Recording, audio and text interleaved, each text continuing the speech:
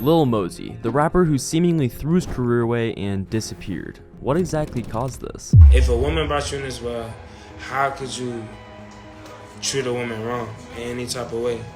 And it's like, to be falsely accused of a situation like that, how could you be happy? I'm blessed to be where I'm at. But things come with it, and things like this happen. I want to drop music every day. I wish I could drop every day. I want to drop every day.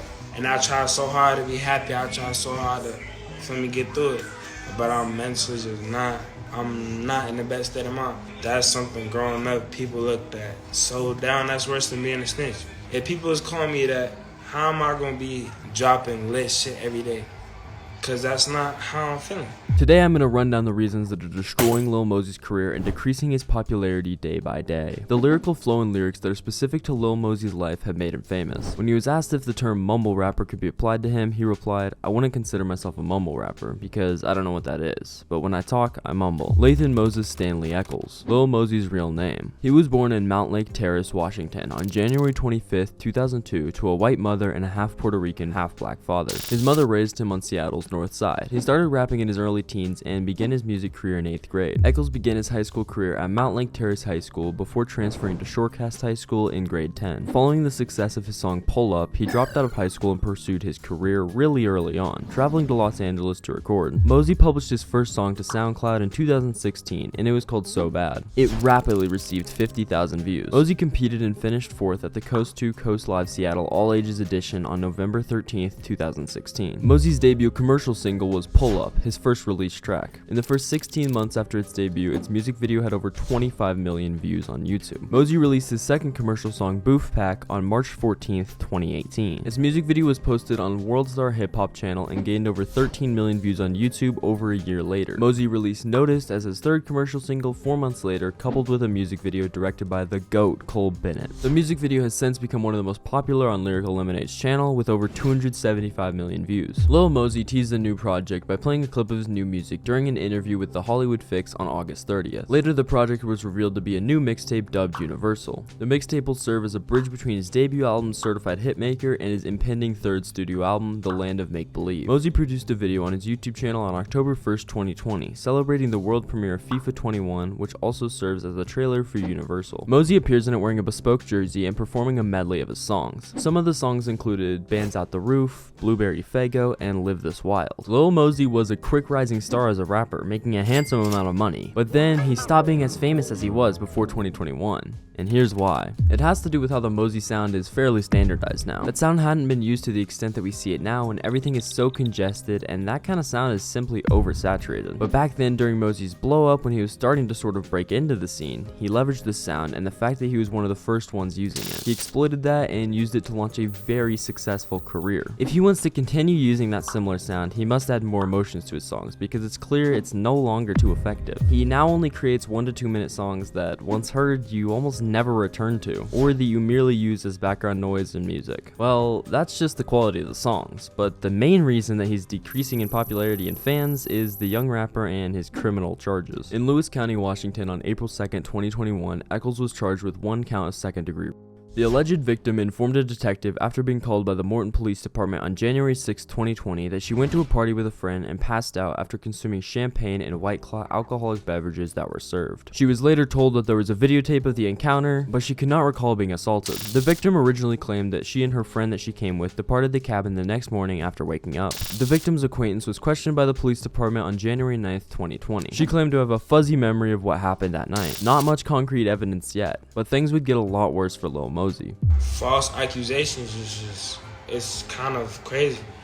And when I get proved innocent, I'ma put everything I can possibly behind this whole, I'ma just do the most I can for the people who are real victims and not falsely accusing people of this, because that happens. In addition to the assault charge against him, Prater was also charged with 1 count of second degree. rape. The victim also mentioned that she had unidentified injuries on her arm, neck, and inner knee. The woman told the police later in an interview that she remembered blacking out and waking up to Eccles assaulting her in an upstairs bedroom. After that, Mosey neglected to appear in court as required, and an arrest warrant was issued for him. The rapper was represented by Amy Muth and Jennifer Atwood, who adamantly assert their client's innocence. On April 27th, the attorneys informed XXL in a statement, quote, "Neither Mosey was ever detained nor was he ever on the run. This accusation was just made known to him last week. His court date notification was delivered to the incorrect address. Mosey instructed his lawyers to speak with the prosecution as soon as they learned about the warrant. The prosecutor conceded that the warrant may be instantly quashed by the judge, whether he or she did. Mosey then showed up to court as soon as he had the chance. He wasn't deemed a flight risk by the judge, therefore no bail was set. Quote, Mosey made a non-guilty plea since he is completely innocent. We anticipate his innocence. The warrant Mosey's attorneys are referring to was issued for his arrest after he skipped last week's court date. The Chronicle reported on April 28th that the warrant had been revoked because Mosey had not lived at the address where the court hearing information was set for 5 years. The story also mentioned Mosey's legal team plea that he be permitted to take business trips outside of Washington to keep confirmed foreign tour dates in Portugal, Canada, and the United States for this year and 2022. They claimed that the judge granted the request. The judge said, quote, "I will allow the travel. It's not like he can go off and hide somewhere because that would make this so much worse." Eccles turned 18 on January 25th, 2020, so he was not yet an adult at the time of the occurrence. A pretrial assault protective order forbids Eccles from approaching the victim or coming within 500 feet of her, and it also forbids him of owning a firearm or using narcotics. Eccles may spend as much as life in prison if found guilty, with a minimum sentence of 78 to 102 months. Eccles showed up at his pretrial hearing on July 13th. In addition to the rape charge against Eccles, Prater was also charged with 1 count of second-degree rape. In July 2021, Joshua D. Darrow was added as a third defendant in the case. A pretrial assault protective order has also been obtained for Darrow, who is now free on unsecured bond. Alongside co-defendants Francisco Prater and Joshua Darrow, Eccles will be tried in a joint trial. Darrows is accused of restraining the victim while Eccles and Prater assaulted her, and Prater is charged with assaulting the women as well. Currently out on a $50,000 unsecured bail is Lil Mosey. Initially scheduled to start on January 24th, 2022, the combined trial with co-defendants Prater and Darrow was postponed to July 18th, then again to December 12th, and finally scheduled to start on February 16 of 2023. This is likely one of the worst things that Mosey could have done in his career, and if he were to skip court, it would not help his case at all. It would definitely make him look like he definitely did something wrong. He's also now deleting posts on his Instagram page, which is likely something his label and manager forced him to do, but it doesn't help his case now at all. People cannot understand how Mosey could skip court without knowing anything that we do not know. That would damage his chances. Some claim that the girl is only acting in this manner for financial gain, given the girls frequently approach famous individuals in such a manner. Some are in favor of the girl,